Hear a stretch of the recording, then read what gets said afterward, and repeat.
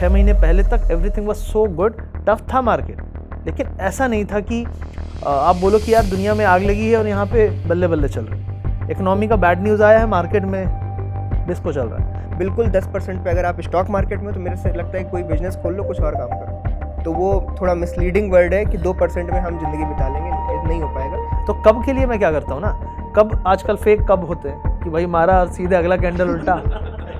ये जो आदतें पड़ी हैं लोगों की 2 की 200 वाली, ये सारे मारे जाएंगे और तब ऑप्शन सेलर रियांश भाई सबसे स्माइल करेंगे। This video is made for educational purposes only and are not meant for financial advice. Viewers are recommended to consult registered financial and investment advisors before making any investment. We disclaim all liability for any loss or damage as a result of any investment that you may consider. We do not promote any finance or investment related courses or products through this channel. तो स्वागत करते हैं आपका जो stock market के अंदर। And यहाँ पे आप देखते होंगे हम काफ़ी बड़े बड़े स्टॉक मार्केट ट्रेडर्स, काफ़ी बड़े बड़े स्टॉक मार्केट इन्वेस्टर्स को बुलाते हैं, स्पेशली फॉर आवर ऑडियंस, जो ऑडियंस ट्रेडिंग कर रही है, जो ऑडियंस ट्रेडिंग सीखना चाहती है, एंड जो ऑडियंस शायद ट्रेडिंग में लॉस कर रही है, काफ़ी चीज़ें उनको दिक्कत आती है, नई नई स्ट्रैटेजी सीखनी है, नए नए स्टॉक मार्केट के अंदर उनको देखना है, वाइल्ड मूव्स आते हैं, एक्सपायरीज पे क्या होता है, नई नई चीज़ें जानिए कि ऑप्शन के अंदर ग्रीक्स क्या होते हैं, व्हाट आर ऑप्शन ट्रेडिंग, और ऑप्शन में बायर और सेलर क्या होता है। तो आज के टाइम हमारे पास इस वक्त 2 गेस्ट हैं। एक है हमारे ऑप्शन बायर जिनका नाम है सुपर ट्रेडर लक्ष्य। एंड सुपर ट्रेडर लक्ष्य के बारे में आपने सुना होगा, इन्होंने अराउंड बजट वाले दिन 2 करोड़ रुपए बनाए थे और इनका पीएनएल खैर सबने देखा, और कहीं ना कहीं ऑप्शन बायर्स के लिए ये एक मोटिवेशन है। तो सबसे पहले वेलकम करते हैं सुपर ट्रेडर लक्ष्य को।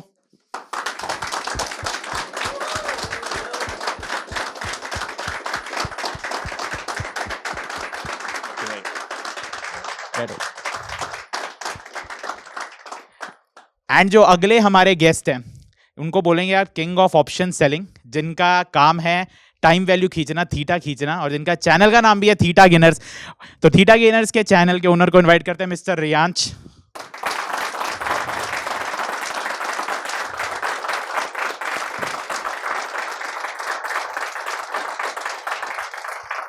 सबसे पहला क्वेश्चन मैं ही पूछूंगा सुपर ट्रेडर लक्ष्य आपसे, क्योंकि यहाँ जितने भी रिटेलर्स हैं जिन पे भी काफ़ी कम कैपिटल है, वो ऑप्शन बाइंग में ज़्यादा इंटरेस्ट है, और शायद सबने सुना ही है कि ऑप्शन बाइंग में लॉस काफ़ी होता है, बट जब आपकी वीडियोस देखते हैं तो मोटिवेशन मिलती है।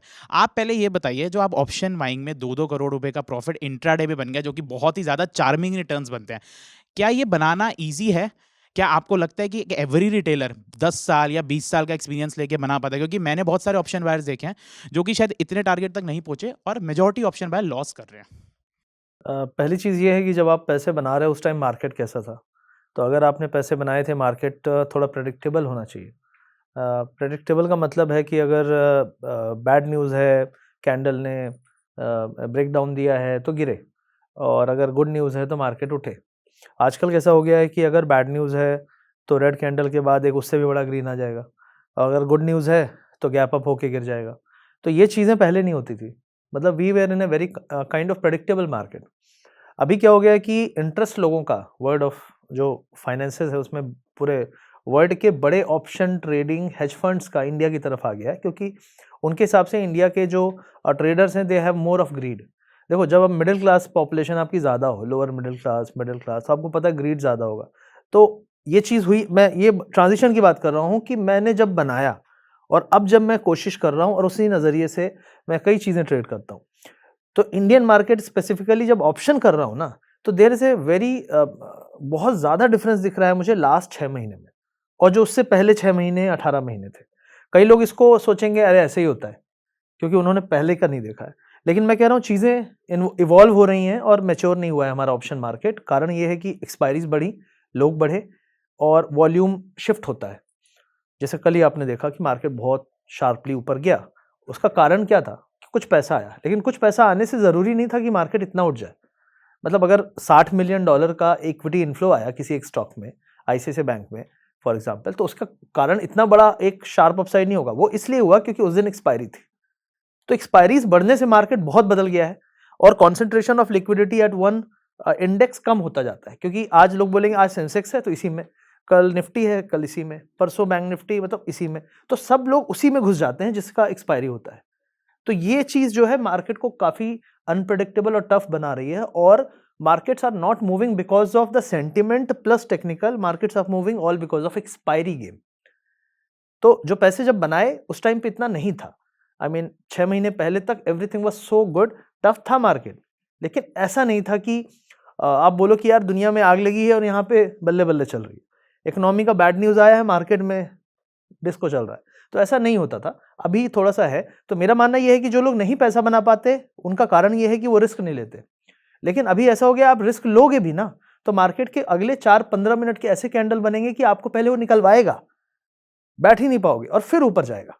जो आप सोच रहे थे वही होगा, लेकिन उसके पहले जो अगले 4 कैंडल बनेंगे अगले 1 घंटे तक, क्योंकि एक मिडिल क्लास का पेशेंस बहुत छोटा है और हमारा जो एक अटेंशन स्पैन है वो तो और छोटा है। हम तो वीडियो को भी 1.25 के अब तो 1.5 करके लोग देखते हैं। तो इसका मतलब है कि वो बैठेगा कैसे 1 घंटे उस पोजीशन पे, जब बैठेगा नहीं तो बनाएगा कैसे इतने बड़े प्रॉफिट। तो पेशेंस का खेल है।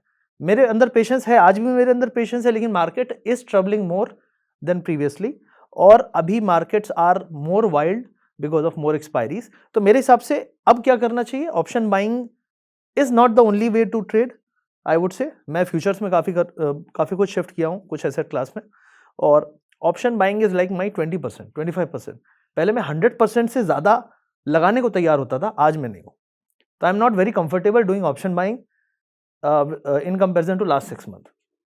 तो I have shifted like 50-60% to futures. Option selling मैं नहीं कर रहा हूँ बिकॉज उससे बेटर मुझे फ्यूचर लगता है कि आराम से बैठ जाओ, कोई टेंशन नहीं, लिक्विडिटी अगर है तो that is how the money should be made, कि आप ऑप्शन बाइंग की लत से निकलो।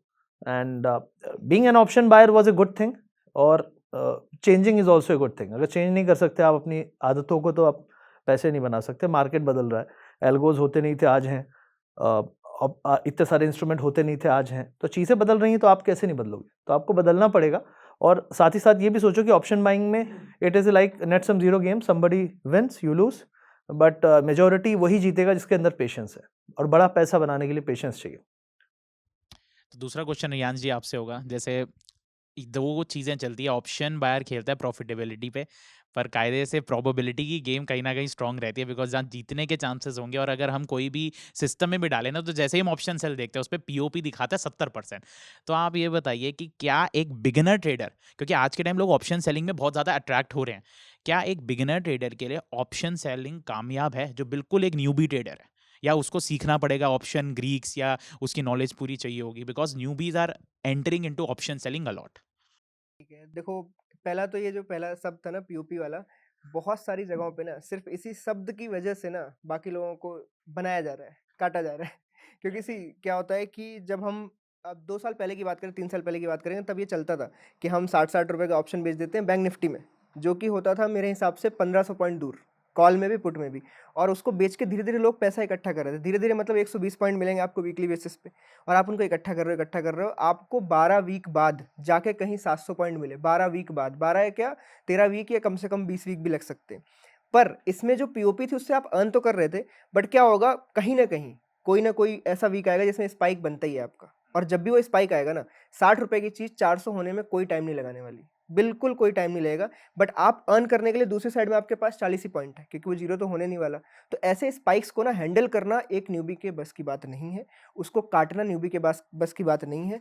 एंड जो नया बंदा आया है ना, पहली बात तो उसके पास 2 ही ऑप्शन है आने के, या तो लालच, यूट्यूब पे कहीं पे देखा होगा इतना कमाए ऑप्शन सेलिंग में, मैंने बनाए 10 लाख के 50 लाख बना दिए, ये किया वो किया, या तो इससे आया होगा। या तो दूसरा होगा कि उसके पास बहुत कम पैसे होंगे, बहुत कम मतलब या तो जोड़ जाड़ के उसने 3 लाख 4 लाख रुपए किए होंगे। अब ये जो 4 लाख वाला बंदा होता है ना, इसकी जो कैपेसिटी ऑफ लूजिंग है वो देखो मेरे हिसाब से तो होनी चाहिए कि 4,000 या 5,000 रुपए खोए वो, अगर वो दिन के या वीक के खो रहा है, ठीक है। बट धीरे धीरे ना ये कैपेसिटी उसकी इंक्रीज होती चली जाती है, क्योंकि हमारे अंदर ना एक्सेप्टेबिलिटी बढ़ती चली जाती है। मैं अपना खुद का बता रहा हूँ, मैं ठान के बैठूंगा कि मुझे 10,000 रुपये खोने हैं इस वीक, ठान के बैठा हुआ हूँ। पहले वीक शायद मैं करूँ भी कि शायद 10,000 रुपये मैंने रोक लिया अपने आप को, दूसरे वीक मैंने 15,000 रुपये कमाए, तीसरे वीक ना मेरा लॉस 10 से 13,000 चला गया। बट मैं शाम तक मैं अपने आप को मना लूंगा, कोई बात नहीं यार, मैंने तो ठीक ही किया, 10 के 13 ही तो गए, 13 से मेरी वो चीज़ 20 बढ़ जाएगी, 20 से 30 बढ़ जाएगी, ऐसे करते करते एक्सेप्टेबिलिटी बढ़ती चली जाती है। और हमारे पैसे कमाना अभी भी वही 60 पॉइंट ही है। तो ये करने से क्या है ना, हम पीओपी देख के ट्रेड जरूर डाली थी, बट पीओपी को फॉलो नहीं करते हम, ना रिस्क मैनेजमेंट को फॉलो करते हैं। तो ऑप्शन सेलिंग लगता है कि सिंपल गेम है, बट सच बता रहा हूँ कि ऑप्शन बाइंग में आपके पास एक सिक्योरिटी तो है कि मैं इतना ही खोने वाला हूँ, या मुझे पता होता है कि मैं इतना ही खोने वाला हूँ, बट ऑप्शन सेलिंग के अंदर ऐसी सिक्योरिटी कोई नहीं है। तो मैं ये बोलूँगा न्यूबी ना एक टाइम पे ऑप्शन सेलिंग उसके लिए ज़्यादा कठिन है। अगर हम बाइंग और सेलिंग के बीच में कंपैरिजन कर रहे हैं, तो सेलिंग में क्या है ना, ये बहुत ज़्यादा, ये जो पेशेंस की बात की लक्ष्य भाई ने, ये उसके अंदर तो और ज़्यादा है, क्योंकि ये 60 पॉइंट है ना 5 दिन में गलने वाले हैं। 5 दिन लगेंगे 60 पॉइंट, 120 पॉइंट कमाने में। बट बाइंग में शायद 120 पॉइंट हो सकता है उसको 1.5 घंटे के अंदर मिल जाए, 15 मिनट के अंदर मिल जाए। तो पेशेंस कहाँ पे ज़्यादा लग रहा है? 1 हफ्ते का पेशेंस लग रहा है वो 120 पॉइंट कमाने में। 1 हफ्ता रुकना एक न्यूबी के लिए इम्पॉसिबल काम है। तो पीओपी के जस्ट बेस पे हम ट्रेडिंग नहीं कर सकते। तो कहीं ना कहीं आपका फिर व्यू उन पे क्या है? आजकल हम बहुत सारी यूट्यूब वीडियोस देखते हैं कि महीने तक स्ट्रैंगल बेचो और होल्ड करो, 2% ही तो कमाना है। तो ये आपको लगता है कि एक न्यूबी इंसान 2% में अपनी पूरी ज़िंदगी काट सकता है, ट्रेडिंग कर सकता है? और एक एक महीने वाली जो ये आजकल स्ट्रैटेजीज चल रही हैं, स्ट्रैंगल बेच लो, दूर दूर के ऑप्शन बेच के बैठ जाओ, 95% जीत जाएंगे, जैसे अभी आपने आईवी स्पाइक्स की बात करी। एंड काफ़ी मैंने देखा है लोग पीएनएल दिखा के दे आर वेरी, मतलब फेम बहुत पा रहे हैं यूट्यूब पे। तो क्या ये बिल्कुल मिसलीडिंग कर रहे हैं, या क्या इसमें भी कुछ सच है कि हाँ ये स्ट्रैटेजी चलती हैं? देखो, मैं भी एक यूट्यूबर हूँ, मैंने भी ऐसे बहुत वीडियोस बनाए होंगे, ठीक है? बट मैं सच्चाई बता रहा हूँ, अगर 1 लाख लोगों ने मेरे वीडियो देखे हैं ना, तो इसको सच्चाई से फॉलो करने वाला मुझे लगता है 1% भी नहीं होंगे, 1%। मतलब 100 में से शायद 1 जना इसको परफेक्टली फॉलो कर रहा हो, और अगर वो 2% कमा भी रहा है, तो 24% हुए साल के। इसमें हम बहुत सारी चीज़ें, चार्जेस हो गए, ये सब हो गए, बहुत यूट्यूबर्स ये सब नहीं बोलते कि इसमें से चार्जेस भी जाएँगे, फलाना जाएगा, ये जाएगा, वो जाएगा, स्पाइक जाएँगे, स्लिपेज जाएँगे, ये सब कोई ऐड आउट नहीं करेगा। तो अगर आप ओनली 2% के भरोसे बैठे हो, तो हो सकता है आपको 12% ही मिलने वाले हैं। सब कुछ कट कुटा के 10% मिलने वाले हैं। तो आपको ना 1 साल में 10% का वही फीलिंग ही नहीं आएगी। और मैं देखो सच्चाई बताऊँ, अगर आप स्टॉक मार्केट में आए हो और थोड़ा ऐसी रिस्की जगह पे हो, तो आप 10% के लिए नहीं आए हो। मेरे हिसाब से आपको थोड़ा और बेहतर बनना चाहिए कि आप कहीं जाके 25 या 30% लो, जिससे आप 8-10% चार्जेस भी दो, तब जाके 20% बचे, तो आपको कुछ कहने लायक हो कि हाँ, मैंने कुछ काम किया है। बिल्कुल 10% पे अगर आप स्टॉक मार्केट में हो, तो मेरे से लगता है कोई बिज़नेस खोल लो, कुछ और काम करो। तो वो थोड़ा मिसलीडिंग वर्ड है कि 2% में हम ज़िंदगी बिता लेंगे, नहीं हो पाएगा। बहुत सारी चीज़ें जो कट-कुटा के आपके पास लास्ट में आएँगी, और आपको लगेगा कि आपका पैसा वेस्टेज हो रहा है, क्योंकि 1 साल बहुत बड़ा टाइम होता है। 365 दिन में 10% कमाने में, या तो यहाँ से बहुत स्ट्रॉन्ग रहो कि मुझे 10% ही कमाने थे। अदरवाइज़ मुझे लगता है इस रिस्की बिहेवियर वाले मार्केट में, बिज़नेस में आने के बाद थोड़ा-सा और अच्छा स्ट्रॉन्ग बनो, और थोड़ा-सा नॉलेज लो, और थोड़ा हार्ड वर्क करो, थोड़ा ज़्यादा परसेंट के लिए। तो लक्ष्य भाई, आपसे मेरा अगला क्वेश्चन है। मैं 3 ट्रेडर्स की कैटेगरी बनाता हूँ। एक ट्रेडर है जिस पे 1 लाख रुपए हैं, दूसरे पे भी 1 लाख रुपए हैं, तीसरे पे भी 1 लाख रुपए हैं। एक ट्रेडर हीरो ज़ीरो वाला ट्रेडर है जो 1 लाख रुपए को ज़ीरो के लिए भी वेट करेगा। एक ट्रेडर है स्कैल्पिंग वाला, और एक ट्रेडर है जो लॉन्ग डायरेक्शनल तक होल्ड करेगा। तीनों में से कौन जीतेगा पहले? मेरे हिसाब से तो जो लंबे समय के लिए होल्ड करेगा वही जीतेगा। उसका कारण ये है कि स्कैल्पर बड़े प्रॉफिट कभी कमाएगा नहीं, और मार्केट में आपके जो सबसे ज़्यादा पैसे बनेंगे वो 20% ट्रेड में बनेंगे, 80% में आप छोटे मोटे प्रॉफिट, छोटे मोटे लॉस करोगे। तो बड़े प्रॉफिट अगर आप जैसे मैं स्कैल्पर हूँ माइंडसेट से, लेकिन मैं जब ट्रेड लेता हूँ तो मेरी सोच स्कैल्पर की है, लेकिन मैं वेट करने को भी तैयार हूँ अगर डायरेक्शन सही होने लगी तो। क्योंकि मैं टारगेट जो है वो तुरंत नहीं लगाता। जैसे मैंने बाइंग की उसके बाद मैं तुरंत टारगेट नहीं मारूँगा। पहले मैं ये सोचूँगा कि मेरा जो एक्सपेक्टेड प्राइस एक्शन है वो ऐसा मेरे हिसाब से चल रहा है कि नहीं। जैसे मैंने कहा कि मार्केट अगर मंडे को जैसे अभी गैप अप हुआ बिकॉज़ ऑफ सम रीबैलेंसिंग। अब अगर ये मार्केट मंडे को गैप अप खुला तो सेल कर सकते हैं। अगर मंडे को पहला डिप आया तो पहले एक बाउंस आएगा। First dip gets bought, normal phenomena है। कुछ लोग ट्रैप होंगे शॉर्ट्स वाले, वो निकलेंगे। तो अब अगर मेरी एक्सपेक्टेशन के हिसाब से मार्केट है कि पहले डिप में मैंने कॉल खरीद लिया, तो मैं बैठूँगा, क्योंकि मार्केट ने बहुत वाइल्ड मूव दिया है। तो वाइल्ड मूव का एक रिट्रेसमेंट होगा, उसके बाद भी एक वाइल्ड मूव, वो वाइल्ड मूव मतलब स्कैल्पर्स की एक्सपेक्टेशन से बड़ा होगा, तो वो स्विंग होगा ना। तो मैं बड़े प्रॉफिट अगर नहीं कमाऊँगा तो मैं फिर नेट प्रॉफिटेबल नहीं हो सकता। मेरे टोटल प्रॉफिट्स के 25 से 30% प्रॉफिट, 30-35% प्रॉफिट बड़े प्रॉफिट से आए। बड़े मतलब कैरी फॉरवर्ड किया या स्विंग पकड़ लिया या बड़ा प्रॉफिट हुआ। बाकी 70% छोटा-छोटा करके आया। तो combination of both is always better, scalping plus swing. इसीलिए पहले मैं स्कैल्पिंग की बात ज़्यादा करता था, अभी मैं स्कैल्पिंग प्लस स्विंग की बात करता हूँ, क्योंकि फ्लेक्सिबिलिटी होना बहुत ज़रूरी है। बट इश्यू सर ये है, हम देखते हैं जितने भी न्यूबी ट्रेडर्स हैं ना, या जो एक्सपीरियंस भी, एक्सपीरियंस मतलब उनको 1-2 साल हो गए हैं। आप लोगों की यूट्यूब वीडियो जितनी डली है, जितना मुझे पता है, कोई एक व्यूअर देखे तो एटलीस्ट वो डायरेक्शन तो फाइंड कर लेगा, 60% तो राइट होगा। उसके साथ इशू ये आता है कि जब वो डायरेक्शनल ट्रेड करने बैठता है, वो अपना M2M देख के ही ना उसकी साइकोलॉजी पूरी बेकार हो जाती है, वो नहीं देख सकता लॉस, और दैट्स वाई वो अपना स्टॉप लॉस अपनी मर्जी से बनाता है। तो इनके ऊपर आपका क्या विचार है? देखो, मैं M2M नहीं देखता, मैं पोजीशन नहीं देखता, मैं सिर्फ स्पॉट देखता हूँ। मैंने मतलब ट्रेड ले ली, उसके बाद मैं अगर पोजीशन खोलूँगा ना, तो पोजीशन मेरे को बोलेगी निकल जा।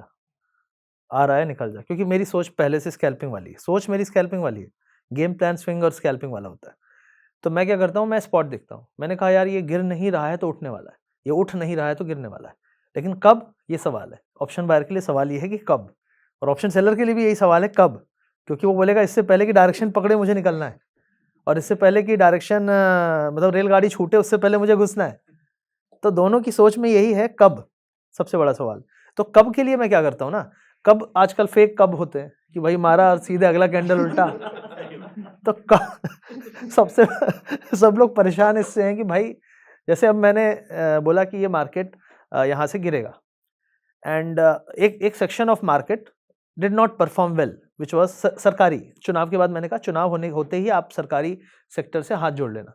जिसने नहीं हाथ जोड़ा अब वो कुछ कर नहीं सकता, क्योंकि 20% 25% डाउन है सारे गवर्नमेंट स्टॉक्स। लेकिन पूरा मार्केट नहीं गिरा, निफ्टी नया हाई बना रहा है।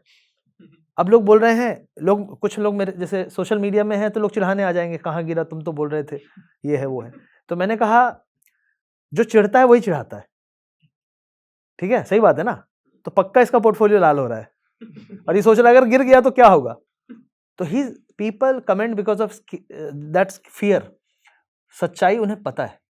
तो मेरा पॉइंट ये है कि इस मार्केट की सच्चाई यही है कि अगर आप बहुत ज़्यादा प्रॉफिट के लिए बैठे रहोगे तो आप पैसा नहीं बना पाओगे। आपको फ्लेक्सिबल रहना है और आपको इस मार्केट के ब्लफ को पकड़ना है, और ब्लफ हर दिन होते हैं, इसलिए आपको कम ट्रेड करना है। तो मैं पिछले एक हफ्ते में 2 ट्रेड मैंने ली। क्यों 2 ट्रेड ली? क्योंकि मुझे नहीं समझ में आ रहा था क्या होने वाला है, और मुझे कोई फर्क भी नहीं पड़ता कि मार्केट किधर जा रहा है, क्योंकि यही चीज़ समझाते समझाते 10 साल लग गए कि मार्केट कहीं नहीं जाने वाला है, तुम ऊपर चले जाओगे, मार्केट यहीं रहने वाला है। तो ये जल्दबाजी नहीं करनी है। I think that is the secret to survive and have a longer life in trading. लंबा जीना है मार्केट में तो रोज ट्रेड मत करो। और आपका उनका क्या व्यू है? आजकल यूट्यूब पे ना P&Ls बड़े वायरल हो रहे हैं, 1 लाख से 65 लाख, 1 लाख से 25 लाख, 50,000 से 10 लाख, 15 लाख, ठीक है। और आजकल एक नई चीज़ चल गई, वो लोग कहते हैं हम आपको कोर्स नहीं सिखाएंगे, आप फ्री में कम्युनिटी लिंक ज्वाइन करो, हम आपको ये दिखाएंगे। क्या आपको लगता है इससे अच्छा कोई कोर्स सिखा दे, या जो ये लोग ये फ्री करके जो पब्लिक खींच रहे हैं उनका क्या फ़ायदा हो सकता है इसमें? और दूसरी चीज़, ये जो ये 50,000 से 10 लाख या 1 लाख से 65 लाख P&L जो आजकल हीरो इतना ट्रेंडिंग चल रहा है, क्या वो रिटेलर्स के लिए कितना हानिकारक है? मैंने क्या बोला, इस देश में middle class, lower middle class, greed already है, उसको ट्रिगर करने वाले बस शब्द चाहिए, ये शब्द वही है, ठीक है। मैंने आई मीन लास्ट ईयर का पूरा P&L का आई थिंक मैंने किसी पॉडकास्ट में ही बात की होगी, मैंने उसका शेयर तक नहीं किया। पिछले 2 साल 3 साल का मैं अगर अपने जर्नी देखूं तो आई वेंट फ्रॉम नोवेयर, कर्जे से went to profit of last 2 years। तो it was very marvelous kind of almost 5 और 11 almost 16 CR, but I never talked about it in any video. मैं अगर उसकी जर्नी में कई बार 1 2 3 50 लाख 20 लाख अगर मैं वीडियो ही बनाता, I could have made 100 content जो लोगों को मजा आता। अरे वाह यार सर, आप तो ओजी हो, है ना। तो यही होता है ना, 5 मिलियन टच आजकल ओजी हो जाता टच। But point is I realize कि सोशल रिस्पॉन्सिबिलिटी यही है कि मैंने हमेशा यही बोली है बात, जैसे मैं बोल रहा हूँ यहाँ पे जो मार्केट से जो पोर्टफोलियो बुक नहीं करेगा, the longer market takes to do the genuine thing, the bigger genuine thing it will do. तो जितना लंबा ये खींचेंगे ऊपर उतना ही बड़ा करेक्शन आएगा। 2007 was the same and everybody new 66% market गिरा था। तो जो कई लोग 12,000 का नाम लेके चढ़ाते हैं किसी को, मैं तो नहीं कभी बोला 12, मेरे हिसाब से 18-19 हज़ार एक बार निफ्टी जाएगा। बट वो सिचुएशन अगर आ गई जिसकी बात हम कर रहे हैं तो it can go 15,000 also. But कोई तैयार है? नहीं है। कोई तैयार नहीं है इसीलिए तो हुआ, और कोविड में भी कोई तैयार नहीं था इसीलिए तो 7,000 गया, जबकि वो 10,000 के नीचे तो मार्केट जाता ही नहीं था। तो थिंग्स विल कम, और जब वो आएगी क्या आप तैयार हो? क्योंकि अगर आपको बता के आएगी तो फिर तो सब तैयार हो जाएंगे ना। यही तो है, market will do the least expected thing, and least expected in this kind of market is a big crash of 25%। So be ready for it. Riyan ji, आपसे एक क्वेश्चन है, हेजिंग को सरल भाषा में बताइए, क्योंकि आजकल पॉडकास्ट में ना हेजिंग बहुत सीख रहे हैं, ठीक है। हेज कर लीजिए, अगर हेजिंग करी होती तो लॉस ज़्यादा नहीं हो सकता, ये हेजिंग को सरल भाषा में समझाइए। देखो अभी इस वक्त हेजिंग को थोड़ा गलत वे में यूज किया जा रहा है, ठीक है। पहले हेजिंग होती थी, पहली बात तो ये कि ऑप्शंस बाइंग हो या सेलिंग हो तो बाद की बात है। ऑप्शंस आए इसलिए थे कि आप अपना ये जो पोर्टफोलियो का क्रैश आ जाए तो उससे बच सको, तब हेज फंड कहलाए वो, क्योंकि हेज फंड हमेशा अपनी जो बड़ी पोजीशन से इन्वेस्टमेंट है उनको हेज करके रखते थे ऑप्शंस के थ्रू। बट जब हमारे इंडिया में वो चीज़ आई तो अपन निकले जुगाड़ू, हमने सोचा एस्टेसी में गई, पहले तो रिस्क तेल लगाने दे उसको, हम पहले इन्हीं को बाई और सेल करके पैसा कमा लेते हैं। तो मेनली सबसे गलती तो यहाँ से स्टार्ट हुई हमारी। पर हेजिंग यार देखो क्या होता है कि कोई भी पोजीशन लो आप कभी भी कहीं भी, जैसे मैंने कॉल बाई ही कर लिया, ठीक है, अब कॉल बाई किया है, मेरे पास मान लो 15,000 का रिस्क है, ठीक है, तो हो सकता है कि मैं सेलिंग करके कुछ अमाउंट कमा लूँ, क्योंकि देखो परफेक्ट मैं भी नहीं हो सकता। मैंने कॉल बाई किया क्योंकि मुझे ऐसा लगता है कि मार्केट यहाँ से ऊपर जाएगी, बट मुझे ऐसा लगता है क्या मार्केट वो करेगी, ये जरूरी है, और क्या मुझे 100% के ऊपर का विश्वास है कि मार्केट ये करेगी। तो देखो ऐसा कभी भी हो नहीं सकता। तो मतलब हमारे पास हमेशा एक चांसेस है 50-50 का, या तो आप 50% सही हो या तो 50% गलत हो। तो वो जो 50% गलत हो ना, उस जगह पे आपका जो हेज है, आपका कुछ परसेंटेज ऑफ लॉस आपको एज अ प्रॉफिट दे देता है, जिससे आपकी ना ओवरऑल जो लॉस होने वाला था 10,000 रुपए का, वहाँ पे आपको हो सकता है 5,000 या 6,000 का लॉस और आप 4,000 का लॉस बचा सको, इक्विटी कर्व को स्मूथ रखने के लिए। फिर थोड़े टाइम अगर मैं अपने यूट्यूब कंटेंट की बात करूँ तो मैंने थोड़े टाइम वहाँ पे ये भी सिखाया कि वो जो एमटीएम सिंह वाली बात थी कि देखो बाइंग में एमटीएम सिंह आप कंट्रोल नहीं कर सकते, बट सेलिंग के टाइम पे जब मैंने कुछ टाइम कैलेंडर्स बताए कि कैलेंडर्स में कैसे ट्रेड करके आप एमटीएम सिंह को बहुत लोएस्ट रख सकते हो, क्योंकि वहाँ पे क्या होता है, वीगा और जो हेज है दोनों एक तरीके से सेलिंग और जो बाइंग पोजीशन है हेज्ड पोजीशन, और दोनों इक्वली चलते रहते और आप पैसे कमाते हो जब मार्केट कहीं पे सेंटर से साइड में मूवमेंट करती है। बेसिकली वो एक बहुत ही डिफरेंट काइंड ऑफ ट्रेड होती है, वो नॉन डायरेक्शनल ट्रेड नहीं होती है। बहुत लोग गलत समझते हैं कैलेंडर स्प्रेड्स को कि वो नॉन डायरेक्शनल ट्रेड है, उसमें मूवमेंट इंपॉर्टेंट है टू अर्न मनी, क्योंकि हेज ही पैसा कमा के देता है ना कि सेल, क्योंकि वो तो जीरो होने वाला था और जो हेज है उसको आपको बढ़ाना है तो पैसे मिलेंगे। तो हेजिंग के कॉन्सेप्ट में ना आजकल ये मार्जिन बेनिफिट नया आ गया है। लोग क्या कर रहे हैं, उनके पास 2 लाख रुपए हैं, वो 2 ही लॉट बेच सकते थे, बट वो हेज की सहारा लेके उन्हें लग रहा है वो हेज ले रहे हैं, वो उसी में थोड़ा दूर के ना 5 रुपए 6 रुपए की चीज बाई करके क्वांटिटी 1 लॉट की जगह 3 लॉट ले रहे हैं। अब उन्हें ये समझ नहीं आया कि जहां पे बेचारा यार तुम 1% खोने वाले थे, तुम 3% खोगे, 3 गुना हो गई है। तो ये सब ना ये बहुत ही मिसलीडिंग चल रहा है बिहेवियर। पर मैं हेज के लिए यही बोलूंगा कि अगर आप नए बच्चे हो, कोई नई ट्रेडिंग कर रहे हो, आपने कहीं यूट्यूब से सीखा है, कुछ भी सीखा है ना, तो ये जो नेकेड स्ट्रैंगल सेल थे 60-60 रुपए जो मैंने पहले बताए, ये सब बताया, तो अगर न्यू कमर हो तो हेजिंग के साथ चलो। 60-60 की जगह मैं कहता हूँ 80-80 बेचो और 40-40 रुपए के हेज बाई कर लो, आप वहीं कमाओगे 40-50 रुपए। आप 100 का बेच लो और जाके 40 रुपए का हेज बाई कर लो, बट हेज वही है जो एक्चुअली में आपको सिक्योर करे। हेज वो नहीं है कि 2 रुपए 4 रुपए का बाई किया जिससे आपका मार्जिन बच जाए। हेज वो है जब आपका वो लॉस बचाए। तो कभी भी इतने सारे ये एनालिसिस के प्लेटफॉर्म आ गए, आप वहाँ पे अपना स्ट्रैंगल पहले बेच के देखो, आपको लगता है कि मार्केट इसके ऊपर नहीं जाने वाली और इसके नीचे नहीं जाने वाली, तो इन दोनों को बेचो, उसके बाद वो हेज बाई करो जो एक 2% के मूवमेंट में आपके लॉस को रोक रहा हो। अगर 2% के मूवमेंट में आपका जो सेलिंग लेग था वो आपको पूरा ही लॉस दे रहा है और हेज आपका कुछ भी नहीं बचा रहा, वो हेज नहीं था। आपको हेज थोड़ा नजदीक ही रखना पड़ेगा, और इसी वजह से लोग डरते हैं कि हेज नजदीक रखेंगे, हेज भी तो जीरो हो जाएगा, मेरे को इतना लॉस हो जाएगा। भाई हेज का मीनिंग ही था कि तेरा लॉस कम हो सके, तो आपको वो जो आपके प्रीमियम्स है ना 60 रुपए की जगह 100 बेचो, हेज को थोड़ा और नजदीक लाओ जिससे हेज अपना काम कर सके। मार्जिन बेनिफिट को हेज के साथ जोड़ो मत, ये दो अलग चीजें। यहाँ पे एक और पॉइंट है मेरा ऑप्शन सेलिंग के, क्योंकि देखो ऑप्शन सेलर बायर की कमजोरी जानता है और बायर सेलर की कमजोरी या दुख जानता है, दोनों एक दूसरे का दुख जानते हैं। अगर आपने दोनों किया है तो आप जो ज़्यादा किए हो उसका अपोजिट वाला ज़्यादा बेटर जानते हो, ज़्यादा बेटर इन्हें जानते हो कब नहीं करना है। ठीक है, तो सिंपल सा रूल मैंने जो पिछले कुछ दिनों में, पिछले 2 महीने में ही जीवन के काफ़ी सारे लाइट जली हैं, बत्तियां जली हैं 2-3 महीने से, तो उसमें उनमें से एक है ये कि अगर आप ऑप्शन सेलर हो ना, तो 1 डे टू एक्सपायरी और 0 day to expiry, that is not the day to have safe option selling, that is the time when you start option buying. But option selling कब करना है, मतलब 2 दिन जब एक्सपायरी है तो उसके अगले हफ्ते में शिफ्ट हो जाओ, उसके अगले हफ्ते में शिफ्ट हो जाओ।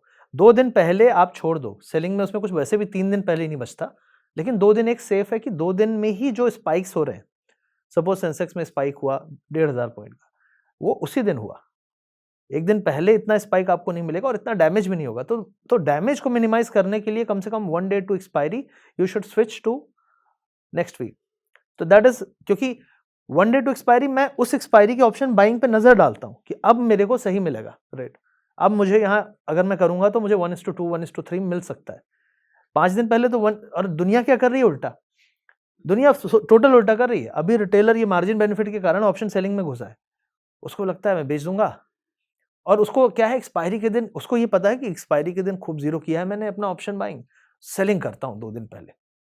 तो ज़ीरो हो जाएगा, खूब पैसे आ जाएंगे। और मार्जिन बेनिफिट के कारण 1 लॉट की जगह 5 ले लिए और वो बेचा था 50 में, खरीद रहा है 500 में। तो ये एक बड़ी समस्या है जो लोगों को सामने दिख रहा है, आंसर सामने है, लेकिन लोग समझते नहीं है, सुनते नहीं है। अपनी वो जो PNL है वो आत्मगाथा सुना रहा है, वो तुम्हारा कैरेक्टर, तुम्हारा बिहेवियर है वो। तो उस बिहेवियर को तुम PNL देख के, लोग PNL देख के पैसे के दुख पे रोते हैं, लेकिन PNL देख के आपका बिहेवियर सामने झलकता है। If you look at your trade, you know your, जैसे कि मेरे लॉसेस ज़्यादा कब होते हैं, हाँ एक्सपायरी के दिन ही सारे हो रहे हैं। अब तो रोज एक्सपायरी है तो सारा ही लाल दिखता है लोगों का, लेकिन पहले ऐसा होता था थर्सडे इज द डे और वेडनेसडे इज द डे जब मैं गवाता हूँ। तो वेडनेसडे थर्सडे अगर मैं स्किप कर दूं या ट्रेड ही ना करूं, पहले हमारा सिंपल स्ट्रैटेजी, जब मैंने अपने आप को बदला था 2018-19 में, तो सिंपल था कि थर्सडे को उस दिन का नहीं करना है, तो वॉच लिस्ट को पूरी क्लीन कर देता था, अगले हफ्ते के ऐड कर लेता था, जो होगा होगा। ये ऐसे मैंने सुधार किए। अभी सुधरेंगे कैसे? अभी तो हर दिन दिवाली है ना, तो पटाखे फूटेंगे ही हर दिन, तो वही हो रहा है। तो I think people should look at the mirror and see कि मुझे 2 चीज़ें करनी है, निफ्टी, बैंक निफ्टी, सेंसेक्स, और उन 3 में ये दिन है, और 1 दिन 2 दिन पहले ऑप्शन सेलिंग बंद कर देनी है और 5 दिन पहले ऑप्शन बाइंग नहीं करनी है।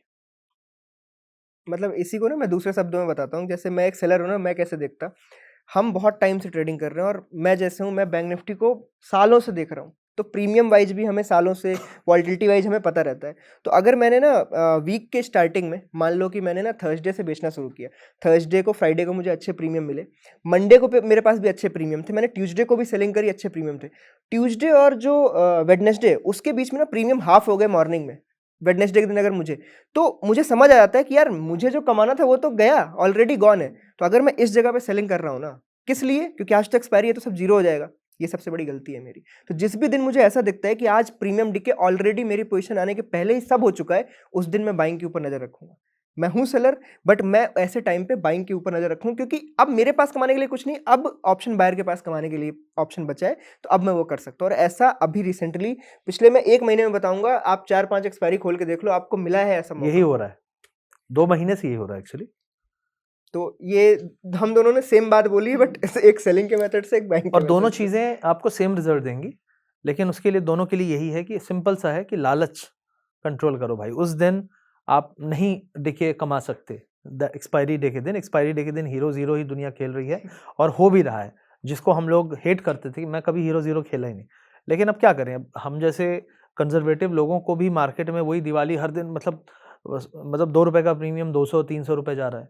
तो this is something which we have never thought about, which we have never seen, और आजकल हो रहा है, लेकिन हम इस चीज़ से देख के उसमें ना पड़ जाएं, ये कोशिश है। क्योंकि ये चीज़ जो हो रही है ये ज़्यादा दिन नहीं चलेगी। Market will normalize, but when it will normalize, ये जो आदतें पड़ी हैं लोगों की 2 की 200 वाली, ये सारे मारे जाएंगे।